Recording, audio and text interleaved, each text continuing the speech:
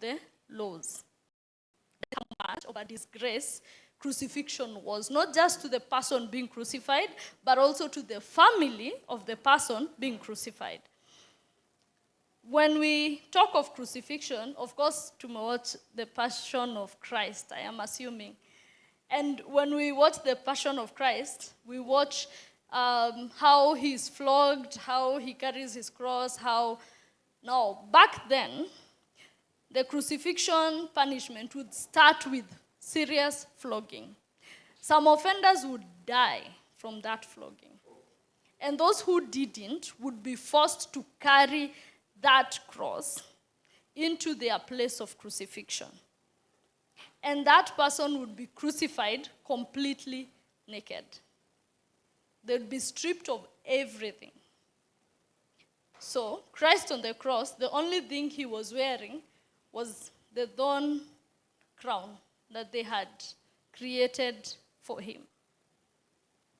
That is the death that Christ endured, not because he would not have foregone it, but because his love for us was so much that he chose the ultimate punishment for the man sin, or the sinful man, for the sinful man to gain ultimate reconciliation with God. He picked that, not because he couldn't run away from it, not really run away, but he couldn't stop it. He could. I mean, he is God. He could easily have stopped it. But then his love for us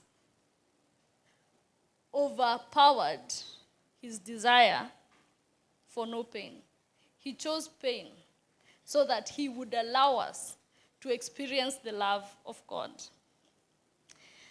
When we talk of Levitical sacrifices, we talk of how they were an atonement, they were amends for the sin that that person had done. But Christ had done no sin. He was the perfect man. He was born of a virgin, so he didn't even inherit the sinful nature to begin with. So, he was suffering for the sins of his creation. The Creator chose to suffer for those created in his image, because we are that precious to him. And only the Creator would have redeemed his image. Birds, animals, all that, nothing would have redeemed the image of God that we all carry. However, he himself would have redeemed his image. It's his image. And so when he came because of his love for us. He created us in his image because of his love for us. Death at the cross looks like, or rather we've talked about it, Mbaka. We've started looking at it as a kawaida thing. Yet, that death drained Jesus of all his blood. By the time he was dying, his body only had water, no blood. It drained every single drop of blood from his body. For that blood to be our salvation, he didn't give a pint, he didn't give 2 pints, he gave all of it. Every single drop.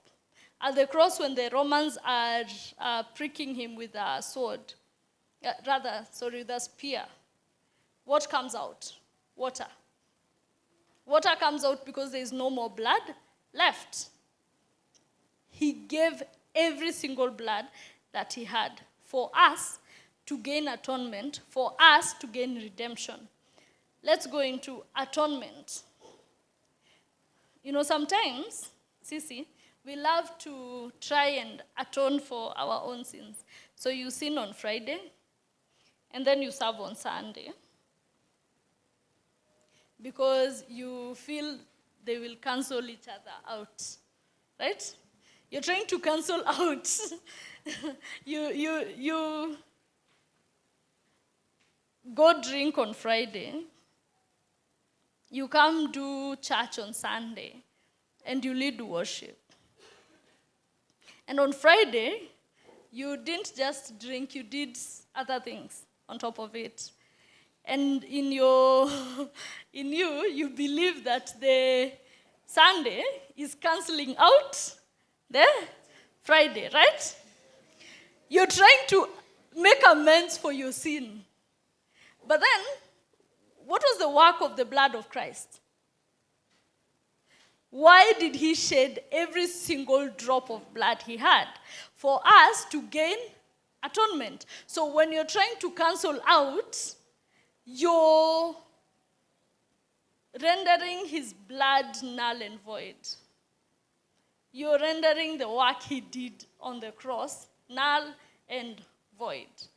Because he already did that for you, right? He already did that. It's yours for the taking.